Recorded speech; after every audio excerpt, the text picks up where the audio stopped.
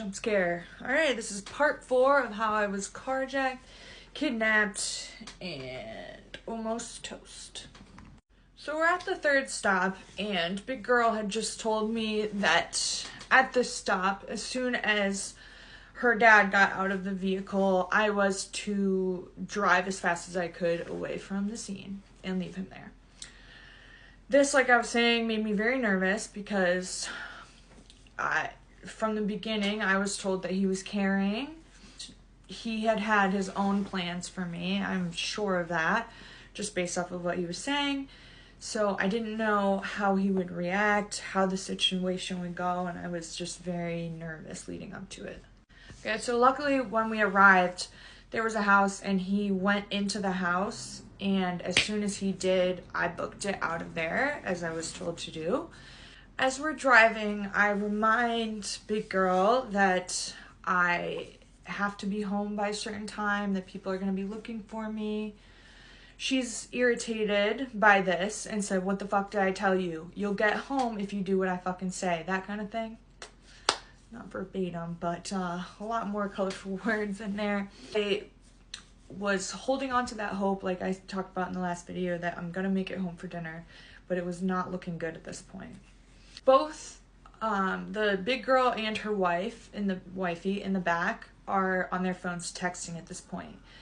And I can't even describe to you, the energy just shifted. And I like to think I'm a pretty emotionally intelligent person and pretty absorbent of energies, pretty aware of energies. That's something that I definitely had on my side in this. And so I could just feel it. I could feel that whatever they had planned was about to happen. And it was odd, you know, them both being on their phones at this point, texting. I am thinking in my mind, they're definitely texting about what they're going to do, how they're going to do this, so that they can catch me off guard. Like I said, change of energy. At this point, Big Girl tells me, "All right, one more stop and then we'll take you home." So this is the first time that she hasn't been so in my face about, I mean, she certainly wasn't polite or kind, but this shift in energy, although it was her being more positive about me getting home or affirming the fact that I'll make it home instead of focusing on that she was gonna me, I knew that this was a bad sign. I knew it was a bad sign because she had gotten what she needed now out of me, and I know that after being kidnapped, she's not gonna just take me home and drop me off in my car. I mean, I'm not that stupid. So at this point, I'm just thinking in my mind, all right, gotta be ready for anything. This is it. This is about to be it. And my heart was beating I thought I was gonna have a heart attack, honestly. So one more stop. We get to that one more stop. It's dark out at this point, and like I said, these people are like, from this part of town, they're like little rats in the city. They know their way around. They know all the spots cops don't go to. They know all the back roads. They also knew, like I said, that I had no idea where I was. And so they took me down this barren street, very scary. There was probably just 2 houses on it, I think. And both of them, all the windows are dark.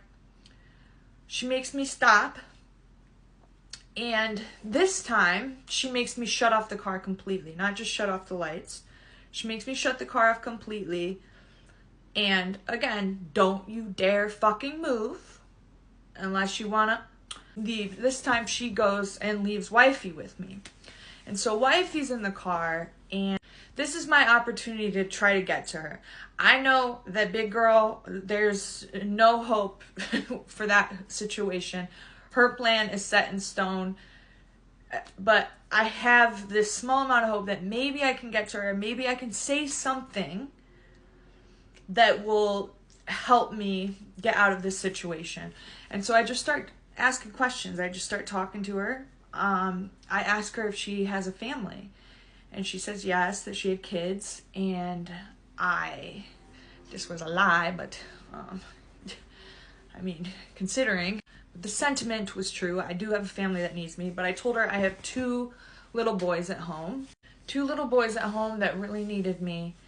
And I said, listen, I just need you to tell me, am I going to make it home tonight? Am I going to make it home to my family? And the answer was not what I wanted. She told me she always gets what she wants. The big girl always gets what she wants. She said, I can't tell you that. She said, you saw how she bosses people around. You saw that she, brought me along into this. She's like, I take my orders from her. She said, if you just do what you're told, she's like, you might have a chance of getting out of there or something. I don't even think she said that. She just said she always gets what she wants, big girl. And so I'm like, all right.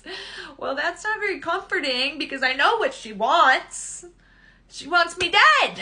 Big girl went towards the house. I don't know if she even actually ever went in. Or if this was just, I don't think that she did. But I think she just went around the house, and again, wifey in the back is still on her phone. So they were planning what their next move was, how they were going to get rid of me. Forever. Time was moving so fast and so slow at this. Time didn't exist. And I know that this is the last stop, that they're not going to take me to another location. They're not going to take me home, that this is it. And so I got to be ready. A lot of people probably wonder why I didn't just start the car and take off with wifey in the back. 1, I didn't know if she had weapons. 2, again, my brain on trauma, I am in this mindset of cooperate and you live. Cooperate, you might live. And so I really didn't, my brain didn't have the ability to look at any other options, if that makes sense. Obviously, looking back now, I'm like, that probably would have been the best move.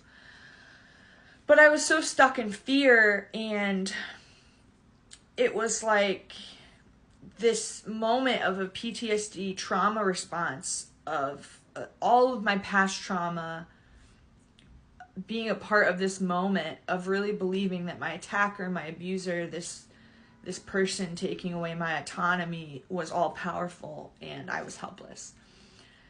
Not a good feeling. But then also underneath that is the will to live that we all have. And that was more powerful than anything else. So the moment is coming. There's no way I can prepare for it. She starts walking back to the car, still on her phone. And then she gets into the car, sits down, looks at me, passes something to her wifey in the back, and she says, okay, we're gonna smoke here. This I knew was off because I may not be street smart, but I do know that you don't smoke drugs in front of your drug dealer's house. I do know that. So yeah, get ready for the next part. It was so silent in that car that you could hear a pin drop. The energy was so palpable. And then